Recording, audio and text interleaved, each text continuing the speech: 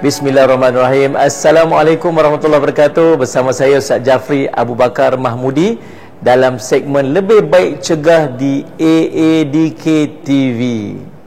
Baik, bismillah, alhamdulillah, wassalatu wassalamu ala rasulillah wa ala alihi wa sahbihi wa man ta'ala. Pasal apa anak-anak kita lebih cenderung untuk gadget, cenderung kepada media sosial, cenderung kepada ikut influencer tertentu? Jawapan yang tidak lain tidak bukan ialah minat, suka, benda yang seronok pada jiwa. Sebab tu dia ikut. Pasal apa dia ikut influencer tu? Sebab dia minat pada influencer tu. Sebab ada karakter dia, ada percakapan dia, ada sesuatu yang menarik pada influencer tu yang menarik perhatian dia. Pasal apa dia minat pada game tu? Bukan semua game dia suka. Ada game yang dia suka, ada game tak suka. Tapi kenapa dia suka game tu? Ada sesuatu yang menarik minat dia pada game tersebut. Jadi isunya, Ustaz Syed Muhammad, jadi punca kepada dia ikut sesuatu ialah minat. Dia minat, Ustaz Syed Muhammad. Jadi subhanallah, apa yang kita kena buat? Apa yang parents kena buat? Parents kena mengubah minat untuk create sesuatu benda yang menarik minat anaknya.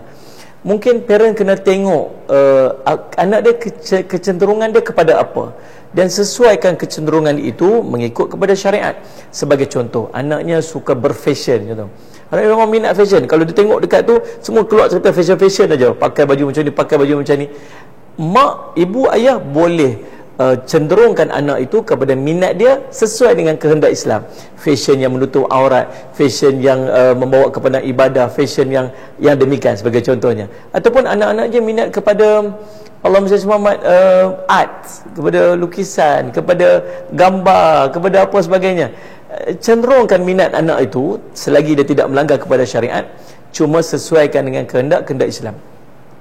Yang berikutnya, pantau. Parents kena pantau, kena jaga handphone anak, apa yang dia tengok. Allahumma salli Muhammad. Dan create hubungan untuk anak tu supaya anak dengan ibu bapa ni dia sentiasa berhubung. Ada masalah, dia akan bercakap dengan ibu ayah dia. Ada benda yang dia hadapi, dia akan luahkan kepada ibu dan ayah dia. Sebab tu Islam ajak anak kecil umur berapa, macam mana cara nak handle dia. Jadikan dia sebagai raja, kemudian jadikan dia sebagai teman rapat, jadikan dia sebagai hamba. Itu susunan yang ulama susun sesuai dengan peringkat umur untuk approach anak-anak yang sedang membesar. Bukan saja-saja. Sebab apa? Sebab situasi waktu tu memungkinkan dia untuk terjebak kepada satu benda yang tak sepatutnya bila kita lost track. Maka ibu ayah kena berperanan untuk menjadi teman rapat kepada anak, berkongsi masalah, ada apa-apa isu, duduk bersama-sama untuk berbincang. Sallallahu Alaihi Muhammad, play around, bermain bersama-sama dengan anak, jadikan teman rapat. Dan pantau, tolong pantau siapa kawan dia, kat mana dia duduk, waktu ni kat mana dia ada.